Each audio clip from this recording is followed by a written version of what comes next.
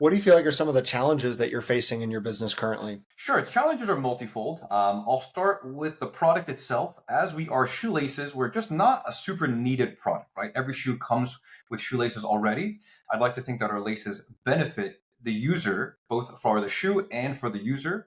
However, it is an uphill battle, right? We have to market and explain what is different with our laces.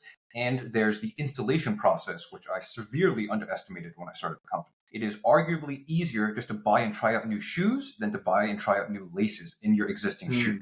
Right. So that from a product perspective is a bigger hurdle than I just originally imagined. We still have a customer base that are able to do it and overcome these challenges. However, to get it to these mainstream, very trendy things, I found it much harder to get, to make this like a fathom rather than a medical need.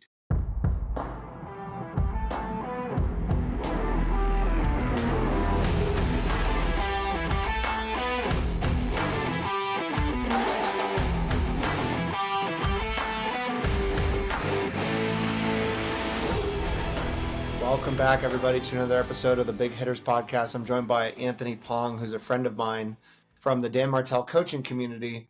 Anthony is doing some really cool things with his business in terms of automations. I'm really excited to dive into it with him today. Anthony, tell us a little bit about who you are and how we got to where we are today. Sure. Well, thanks for having me on the podcast. As you mentioned, my name's Anthony Pong.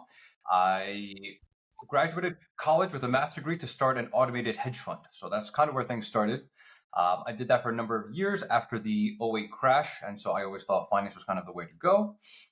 In doing that for a couple of years, I just didn't really like finance, I realized. It just felt a little too bit abstract. I liked dealing with people hands-on and maybe even dealing with physical products. I started doing financial consulting for a number of years internationally, and then I ended up finding this company right here.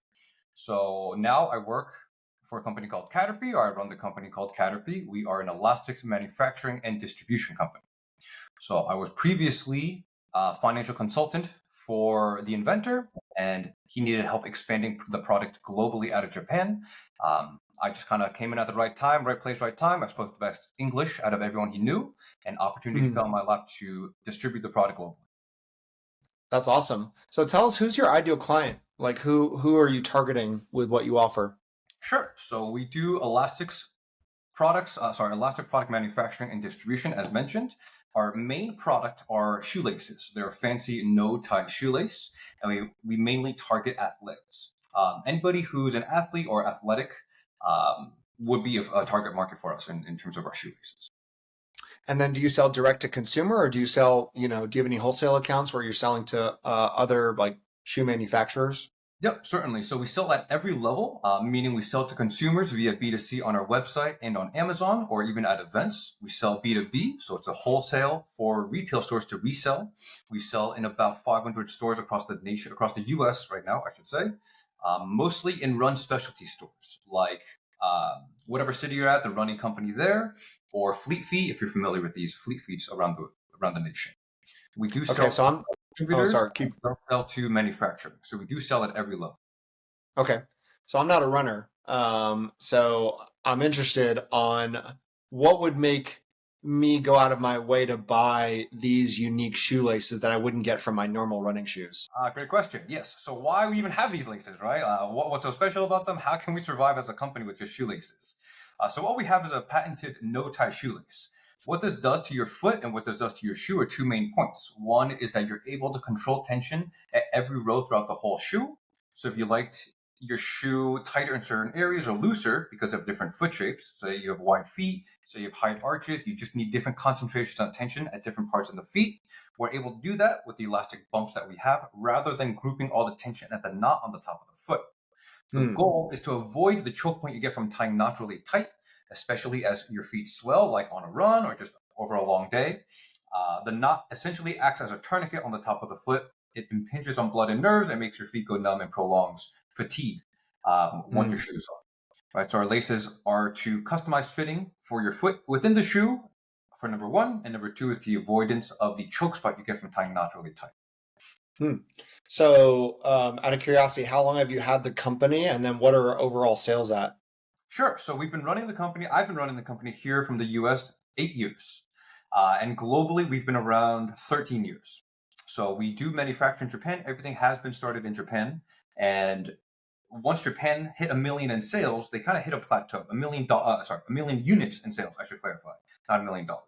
So we sell 1 million units in Japan alone, consistently per year for the last 10 years straight. And the original inventor, he's Japanese. He needed help expanding the market out of Japan. So that's where I came along. The rest of the world does not sell as nearly as much as Japan. But globally speaking, we're, let's say, 10 million in global revenue.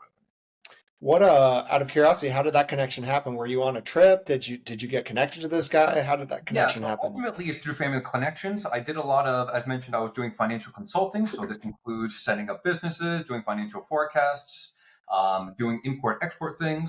And so I was doing it internationally just because I have family over on the Asia side, and I was just helping them out a lot.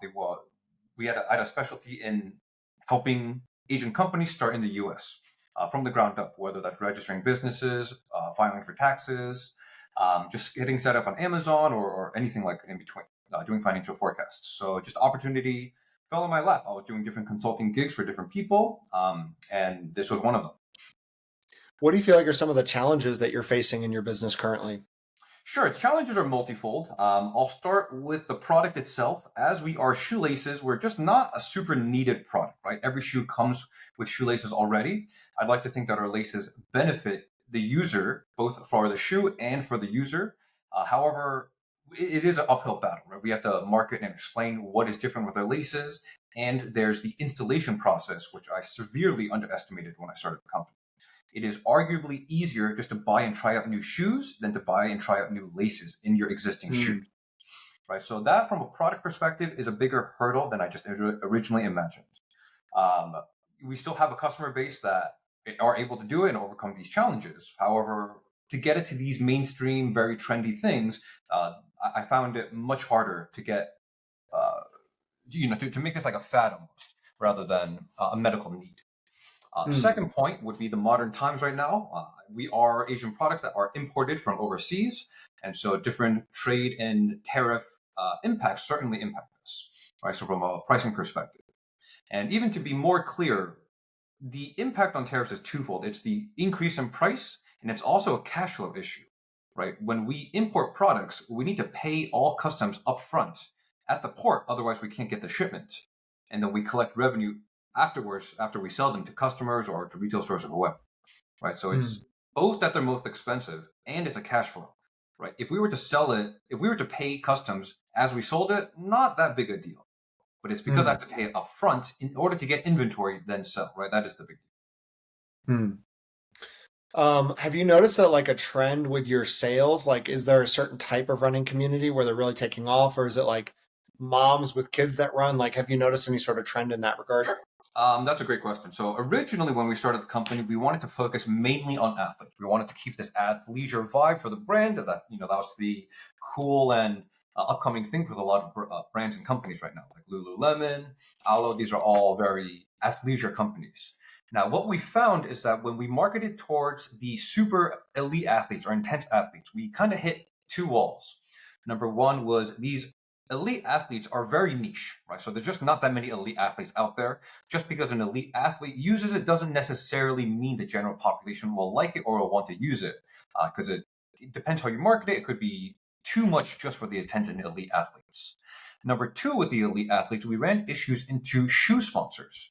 Most elite athletes had shoe sponsors already, which encompassed the shoelace. And so even if they liked us on training days or off season training, they weren't ever able to use it on race day because of the shoe Hmm. sponsor. And so that I just did not anticipate. Yeah, I thought shoe and insole or shoe and shoelaces could be different, but laces were just part of the shoe deals. Hmm. Now we have expanded our marketing or broadened the reach to more everyday athletes. So everyday runners, mom and dad walking on the street. We've also expanded it more for the medical side, specifically for the US. This Hmm. includes post-surgery, hand, feet, back surgery, if you have arthritis, if you have dexterity issues, or if you have diabetes or diabetics. These are the single biggest disease that we're trying to solve here in the US. Diabetics have feet swelling and impingement issues already because of the nerve damage and because of just the way diabetes works. And so normal shoelaces, being a tourniquet, really cuts off blood flow, and you don't realize when your toes start to go numb as a diabetic. Yeah. So we have shifted our marketing branding strategy a little bit away from just athletes to everyday people being athletic, right? So everybody Yeah. is an athlete in some way. If you're walking, if you're running, so we're trying to market to everyday people's activity side or like athlete side rather than just an athlete. That's good. You know what I love about that is, every business owner encounters difficulties, right? And the ones that kind of keep doing the same thing, but they don't make adjustments based on what the market's saying to them. Like that little pivot from sponsored runners, where you're like, oh, I think we can do that here, but you're like, okay, never mind, we're gonna go in this vertical here. I love that. But the post-op surgery stuff, that's fascinating to me. I would imagine they really want to have control over their feet and over like their laces on their feet. So that I think that's Correct. brilliant. Yeah. So okay, we had talked about AI a little bit. You're actually automating a lot in your business, which actually surprised me. I don't come across a lot of business owners that are going out of their way to build out automations themselves. So talk to me about some of the things that you've been automating. Sure. I think my case is a little bit different because I have technical experience in doing automation things in the past. It just leads me to have the skill sets to try to do these a little bit sooner and faster. Right now, automation is tricky, right? LLMs and AI has clearly been the new hot fad thing of the past 2 years. Using it correctly is the key, right? And to be clear, AI and automation are two distinct things. Automation has been here not forever, but many, many, many years. AI is just a way to interpret data in and out using natural language, right? So it makes things Mm, easier to automate, but AI does not necessarily mean automation. Now, for us, what I try to do is I try to make different AI tools for each department in the company. So this would include the four main departments I include. The executive side, so that's for me, whether that's email note taking, email responses, classifying emails, things like that. Second would be sales calls, right? There are different potentials in using sales calls, whether that's automating a voice. I could record my own voice, automate it, and do different sales pitches there. We have not implemented this. It feels a little bit too disingenuous, or maybe just the technology hasn't been there to make it seamless. Other mm, sales things could be automating certain workflows within the sales process, right? So let's say after first touch point, you do automatic email responses, automatic follow-ups. These are relatively simple, and I think most companies have these kind of structures already. mm, Third would be from the operation side. So automating a few manual tasks that previously Zapier would be doing, but we can automate this even further from like a natural language hooked up to Slack. Right, so we can use Slack to be the trigger for certain automations that can then get fed into an AI system to do certain automated tasks. So this would include, mm, let's say, reporting. I want to do an inventory report every week, every month, rather than downloading an Excel file, uploading it somewhere else, running a report. We can kind of automate this on the back end. Other automation things or other operation things to automate would be uh, processing orders, right? So a lot of orders I have to do manually. It's always the same thing though: name, address, and what units you're trying to order.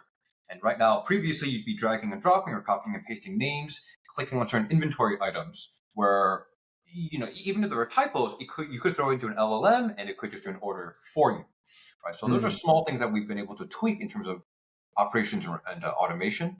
Lastly, would be the marketing side of things, and marketing would be the content creation itself, right? So I would think all text at this point is pretty much all AI driven and AI written.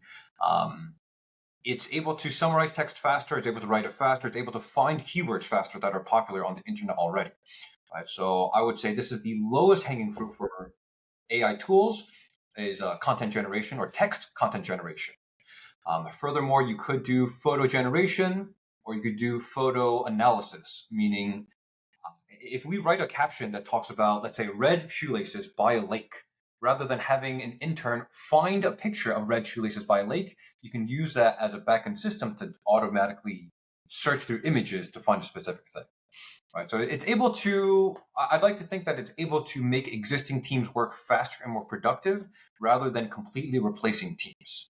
mm. Maybe entry level jobs it could replace at this point, but I don't think it could completely replace a team. Hmm. What do you feel like is next for your company, and where are you trying to go long term, like 3, 5 years away from now?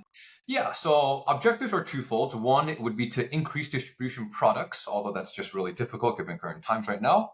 We do focus mainly on the elastic strings, specifically shoelaces, but we are set up as a distribution company. So we could import more products, sell more products, both here in the US and globally speaking. So Europe would probably be the next big target, as it's the second or third highest area with GDP, right behind Hmm. America, Asia, and then Europe. Right, so these are the big three. Hmm. For Caterpie itself, the end goal is to do manufacturing deals. I want to be able to supply shoelaces to all the big shoe brands. With our special technology, we're able to work with the shoe companies from within and design shoelaces from the beginning and really show them, hey, shoelaces do matter and how your shoe will bind to your foot. Ultimately, ineffective shoelace will not help the shoe, right? You won't get maximum potential if your shoelaces aren't good. So Hmm. trying to pitch that, get the shoe brands and shoe companies to be aware of this is step number one. And then number two is obviously getting the deals done to impact both shoes and people on a broader level, right? Rather than selling them one at a time. Anthony, you and I met each other through the Dan Martell coaching community. What are some things that you've learned from either his book or his coaching that have really impacted you and your business? Oh yeah, so a lot of things with Dan. I would say, understanding the mindset, understanding bigger picture things in general is how he kind of starts from a top down. I find that really interesting. He's able to answer really broad questions across spectrums of businesses without even knowing the detail of any business. Indicates there are bigger trends in businesses that I've never truly understood before. Right, you can Hmm. manage business at a higher level without needing each specific details for companies. I think the way he's written playbooks or systems, however you want to call it, for different situations within a company was really cool, where you're not necessarily automating it, but there is a background of, how do you say, operation manual, right, for each part of the business that you can essentially rely on. But one of the key points that he mentioned was, is it a people problem or is it a system problem? If you don't have a system Yeah. in play, if there is no process in play or procedure problem, I should say, then Yeah. you can't blame it on somebody, right? Because there was no procedure written down. And so you either have to clarify the system or procedure or you have to train the people better, right? So that was a Yeah. really cool way of thinking about something specific. Yeah. I love that. Well, if people want to learn more about who you are and what you do, where can they go? You can find me. My name is Anthony Pong. I have social media. I have LinkedIn. You can find there. Or for the company Caterpie, spelled Caterpy. You can Google it. We have caterpie.com. We're on Amazon. We're in different retail stores across the nation. Awesome, Anthony. Don't go anywhere yet. I want to chop it up with you, but thanks so much for coming on the podcast. Cool. Well, thanks a lot, Andrew. Thanks for having me.